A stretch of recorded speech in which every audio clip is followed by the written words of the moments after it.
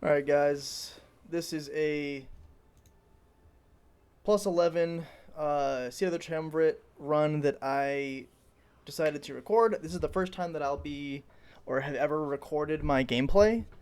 Um, Basically, I just wanted to do this because I've been looking for Discipline Priest content. There's a few creators out there who are doing it, but I do things slightly differently. And I just wanted to kind of showcase like my version and what I've been doing. I haven't been like super high pushing keys. I've been doing like 11s, 12s top right now. But I definitely think that you can push higher on Discipline Priest. I just haven't been doing it quite yet. I just kind of got to that range.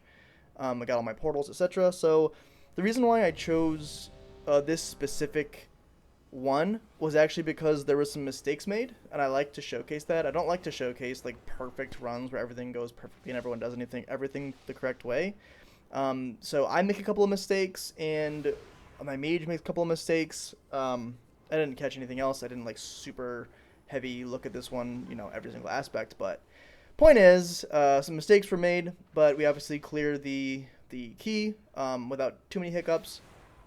What I'm doing here is I'm just fishing for Void Shield procs. I am in a pickup group, and I should also say that I pretty much only play with pickup groups. I don't really have like a steady group of friends that have like the same schedule as me to play with. Sometimes we link up, sometimes we don't. So the majority of the time, I'm a pickup group healer.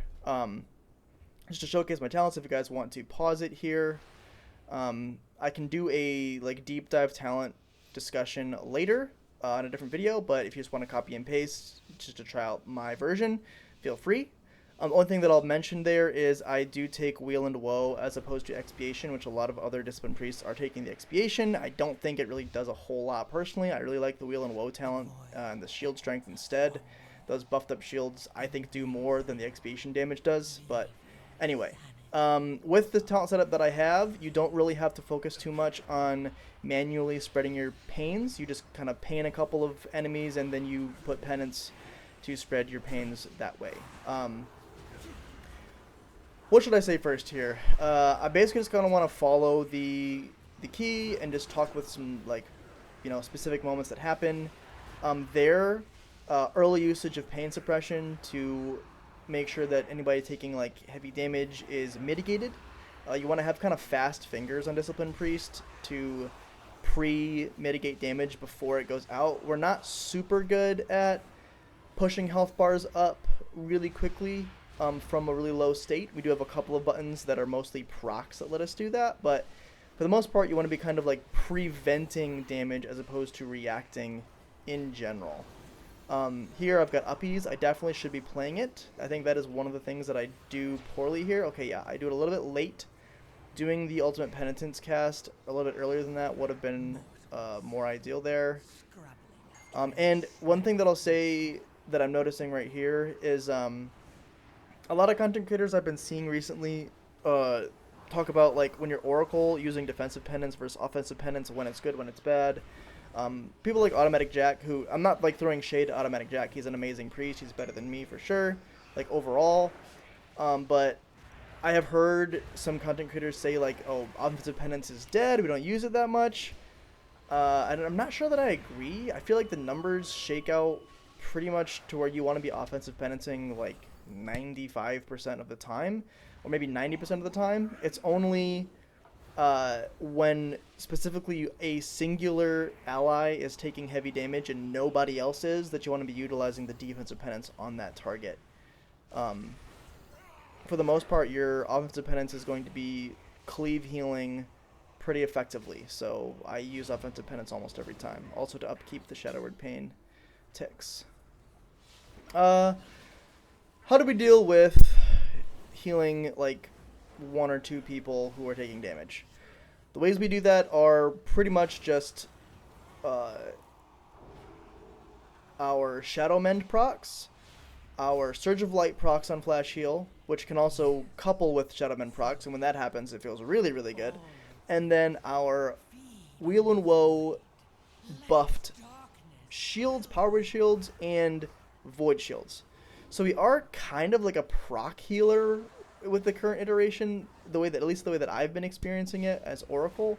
And so what that means is you don't want to just be like like spamming or throwing out those procs immediately when you get them, you kind of want to be sitting on those procs because you need them for rough moments. So if you get like a Shadow Mend proc or a Surge of Light, especially a Surge of Light plus Shadow Mend proc, generally you want to sit on that because someone's going to take heavy damage and you're going to need that proc combo to deal with that situation. If you don't have it, you might be in a sticky spot. So we are about to kill the boss. I moved the mechanic out just because, but boss is about to die. What else is kind of important here that I can kind of talk about while we're in a down state? Oh, okay, yeah. So your Shadow Word Death. Using your Shadow Word Death optimally, or rather like finding opportunities to use it, see I'm doing it right here, is super important to our mana. It's not really about the damage output and the healing output, because the atonement healing that you're getting from your base Shadow Word Death is pretty negligible. It does very little damage. Without the expiation talents, you're not really gaining much damage out of, honestly, either Mind Blast or Shadow Word Death.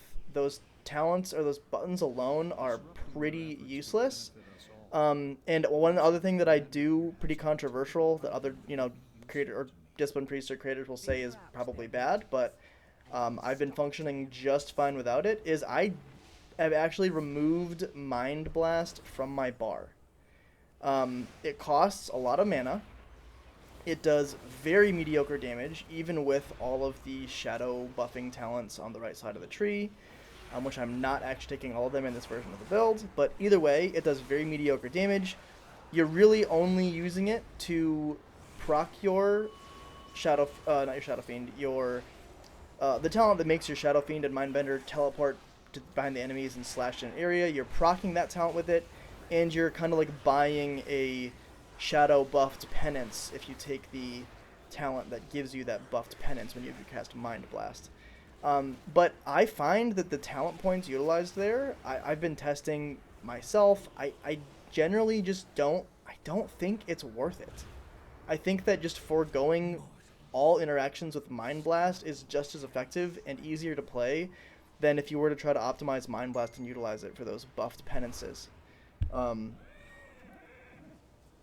don't find that I need that extra bit of DPS for the Atonement Healing with the extra slash from the Mind Blast. I'd rather just have my Death and my 2 penance casts for that talent interaction. So you'll see me never casting Mind Blast a single time in this dungeon. And it doesn't have any sort of effect whatsoever on the outcome. Shadow Mend procs, offensive penances, finding targets for death, and that death is just to proc your Shadow Fiend, which gives you your mana. You're completely useless other than that. I think here's the death. I'm like not paying attention at all. I had penance up. I had flash shields to cast. I had my shield, my void shield. That Demon Hunter did not need to die. That was my fault. I was not paying attention. I had tools.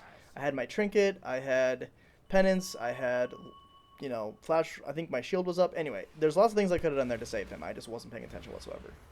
Also, my PI has been up for a little while, so I definitely should be casting PI here. You want to keep your big cooldowns rolling. You don't want to ever really be sitting on them for very long unless there's like a really obvious moment where you think you're going to need it for sure. Also, prioritizing dispelling your allies and not yourself is usually the correct call if there's ever a situation where there's like multiple dispels going out. We obviously have mass dispel. Once you know a dungeon really well, which I don't know this one super well like off the back of my hand, you kind of learn times to use MD and not use MD. I just chose to let that dispel sit on me in that instance because it wasn't doing like significant damage, and I dispelled my ally mage instead of myself. It's generally better to trust yourself to use your cooldowns correctly rather than expect your party members to use their cooldowns correctly, their defensive cooldowns. So helping them to survive is generally a better use of your cooldowns than helping yourself to survive, as long as you can trust yourself in terms of like dispels and stuff like that. Also, our Fade being on a 20-second cooldown, 10% damage reduction, you basically just want to pop that at all times. You never really want to be letting Fade like sit for a while. You just want to be always fading. As you can see here, I've got the Surge of Light plus Shadow Mend proc up, and I'm sitting on it just in case someone takes heavy mechanic damage. Tracking it with my built-in tracker here. I actually didn't even need it, so I probably could have just used it before the timer ran out on that proc, just to have it on someone. Finding targets for death, keep my mana up. You can see my mana is relatively good. I haven't needed to drink one time yet. Doing 20k DPS, your DPS will fluctuate from dungeon to dungeon. I usually find myself doing between like 15 and 30, depending on the stack and, you know, the situation.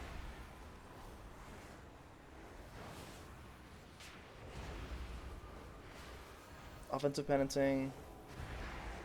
The mage is taking a lot of damage here. I saved my Void Shield proc and used it on him. Surge of Light, yep, Surge of Light plus Shadow Mend, easy. It's like a lay on hands, guys. That's a really, really powerful combo when you do get it. Definitely should be Void Shielding. I think I misclicked there, and I meant to Void Shield the mage, and I had it hovered myself instead.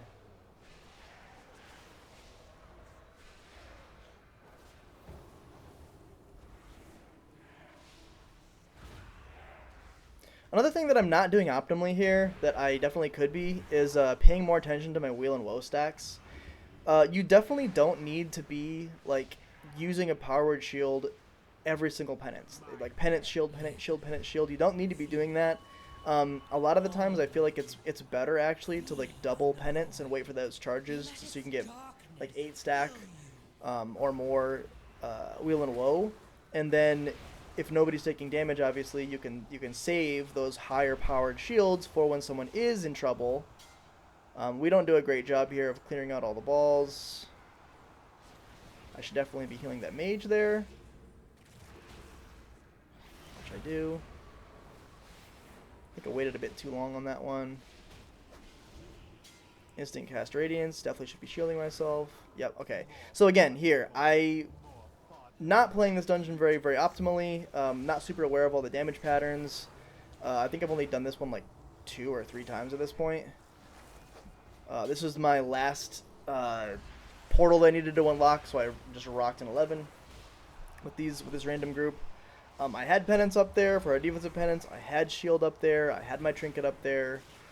Which, speaking of the trinket, I think I mentioned it a couple times. I've just been testing the chalice to see if the shield is very good. I don't think I used it very, very well here. I could have definitely used it more, or at least used it better. And it came out to like 1 or 2% of my overall healing, which isn't absolutely terrible, but it's not great. But I definitely could have probably doubled the effectiveness of my trinket if I used it better. So I'm going to keep testing the chalice and see how that goes. It's just seeing how good these dungeon trinkets are. The mage, it looks like he has a, it looked like that he had a battle res ability there, but just chose not to take it. I'm not sure if that was a bug or what. But again, I'll state, you know, for the 3rd or 4th time, whatever, that his death was my fault there. But it's not like my class didn't have the tools to deal with that situation. I just fat-fingered, wasn't paying attention, and didn't keep that player alive. It was on me in that instance. He may have had a defensive he could have pressed, but, you know, again, as the healer, in situations where people are dying, like, slowly, if they're not one-shot, generally take it upon yourself to be like, you know, what did I do there? What did I do poorly? What can I do better for next time? Don't, like, blame everyone else. Don't blame others like others blame you, alright?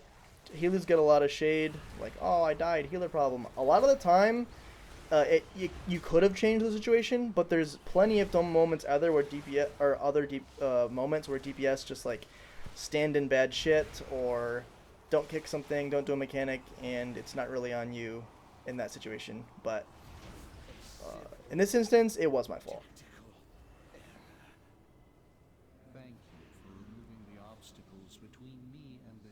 I opt not to drink here because I know that these ad packs will be able to proc some Shadow Fiends for me. I also had my Evangelism up. I'll mention that because I just talked about Evangelism.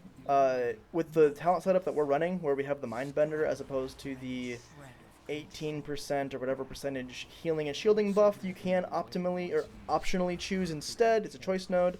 We're taking the Mindbender talent, which means that like you don't really have to worry about holding your Evangelism for specific moments. You kind of just want to be using it when you need to as a filler to get some mana efficiency on your Radiance for your Atonement spam or Atonement spread, and then also for the mana back out of the Mindbender. So a little bit less worried about like optimizing the healing portion of Evangelism and sort of utilizing it as a mana efficiency button a little bit more instead.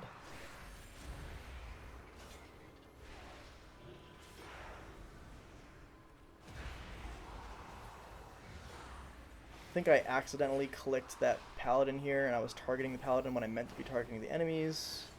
Yeah.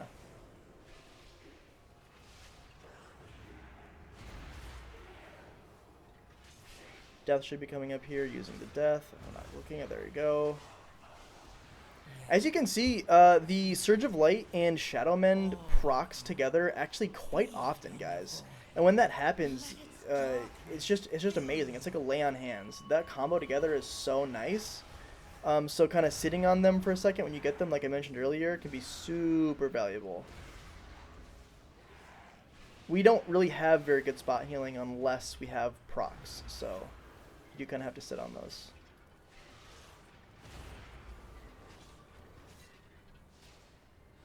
Dodging stuff. I'm not doing a fantastic job of keeping Atonement up on everyone all the time. I also could have pre-shielded myself there to avoid some of that damage. Okay, yeah, you know what? I'll mention this next too. I'm just realizing this. Almost no guide out there for Discipline Priest will have you take Holy Nova, the Holy Nova talent. I actually like Holy Nova. I think that it is useful. Not really for like healing or anything like that. Even Atonement healing, because AoE Atonement healing is a little bit worse. But it does add damage, so you do more damage when you have these multi-target, like these packs where there's like 5+ targets. You can spam Holy Nova instead of Smite. I should definitely be...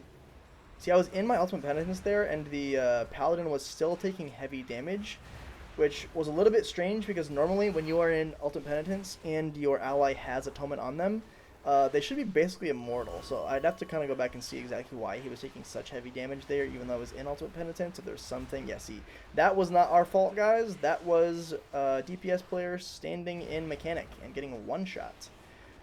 Technically, I did have Pain Sup up there, and if I was paying better attention, I might have been able to see that the mage was standing in a bad spot and either gripped them with my Leap of Faith, or Pain Supped them, and they potentially could have lived. I'm not sure. You know, hindsight is always 20/20, but I wouldn't blame yourself for situations like that because you're just gonna never get any sleep at night if you think that way. Yes, could have potentially done something, but also not really, you know, your fault, right, if somebody dies like that. Putting all these penances and Surge of Light procs into the mage, taking heavy damage. I've got the combo. Okay, back to what I was saying about Holy Nova. What does Holy Nova let you do? It lets you fish for Surge of Light procs on the move, which is really helpful. You can obviously use your penance for that, but you don't want to be just like blasting penances for no reason usually, unless you're trying to farm for Void Shield procs. So basically you have two things to do when you're moving in between, you know, packs or mechanics, is casting penance for Void Shield procs and casting Holy Nova for Surge of Light procs, because you do get Surge of Lights from smacking Holy Novas. It counts as a healing spell. So that's why I take it. A little bit of extra AoE DPS and also to fish for procs on the move.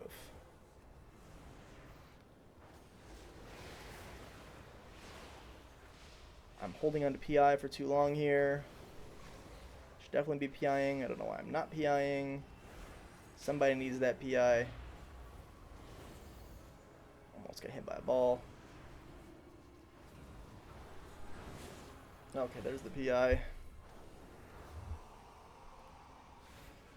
Now my mana is a bit low here, but I know that the boss is getting close to that execute phase, and when anything is an execute phase like a boss, you basically have infinite mana because you'll continuously be able to proc your Shadow Fiends with your Shadow Word Death, so not worried about it. Feed on the void. Let its darkness fill you. Definitely an unneeded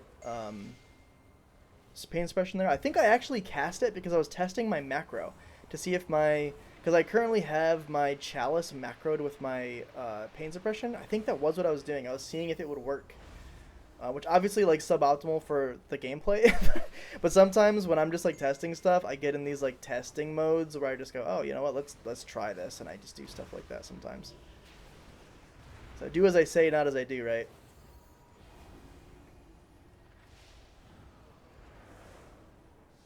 Evangelism is coming up.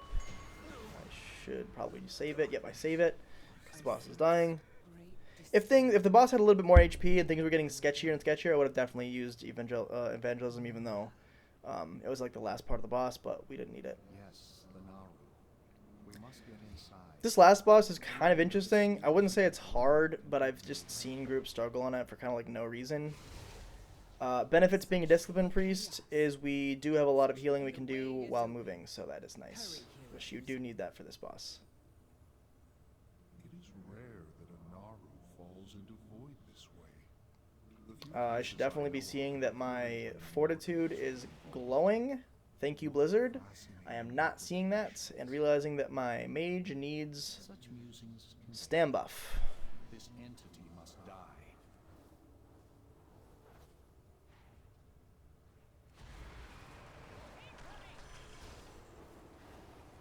Playing Discipline Priest is obviously a little bit more complicated in like ad encounters where there's like things to worry about, spreading pains and death and all that stuff. In a boss encounter, we're pretty straightforward. We're just casting penances. You basically just cast your Shadow Word Pain at the beginning of the fight. You should pretty much never have to do it again with this setup. I should probably be utilizing my pain suppression there, but I decided just to rip a Ultimate Penitence instead. Made sure that my Atonement was out. Lots of procs of Void Shield, guys. Void Shield procs pretty much constantly, especially on Oracle where you have so many charges of penance available.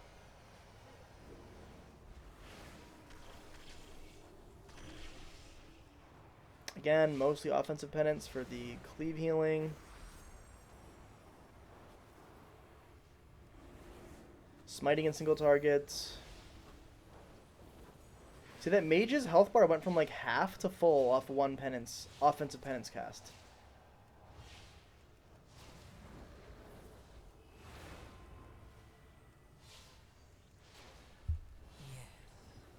Feed all of you. Power infusion coming back up in 1 minute. Let its Depending on the DPS of your group on this boss, I think, because there's like a burn phase, which I think we're in that right now. Casting your DPS cooldowns at the beginning of the fight is usually not recommended. Usually you want to hold them for the burn phase. I do know that about this boss. Again, heal on the move, heal on the move.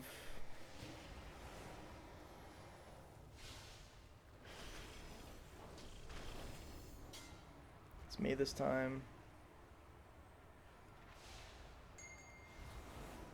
Oh, if you guys hear those chimes, that is a audio notification that I have with my built-in cooldown manager that Blizzard gave us. They give you the option to do audio cues, so I do have 3 of my abilities audio cued. I think it's my Radiance, my Evangelism, and my Mind Blast, but I'm not running Mind Blast right now, testing that. I already mentioned that, guys, but I have all 3 of those abilities audio cued so that I know when they come up. Which I actually recommend. If you guys want to just try that out, I recommend audio cues. They help a lot. Especially for somebody who's like me and like we've been gaming for so long, we're old men, and we don't necessarily have like the best hands and eyes. Audio cues can make a big difference.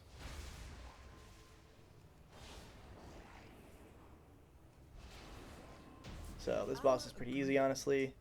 So yeah, again, like a couple of little hiccups here, but we plus 2'd the 11, super easy, not a problem at all. You guys can definitely push on Discipline Priest. I know the sentiment right now is that Discipline Priest is maybe like the worst healer in Mythic Plus. I mean, that might be the case. I'm not sure, really. I don't play all the healers, but it feels relatively strong to me, especially the way that I've been playing it. I haven't struggled.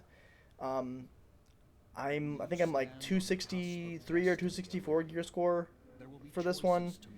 Um, these 10 pluses, they drop 3 out of 6 hero gear and mythic crests. So if you want to farm your hero crests, you need to drop down to I think 4 to 8 level keys.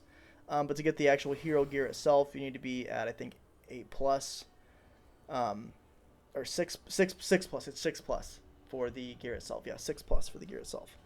Let's look at, I think I do go over, yeah, I go over the DPS. So Shadowward Pain's the majority, and I didn't cast it very often, so most of that was spreading based off the talents. And then Penance, second up.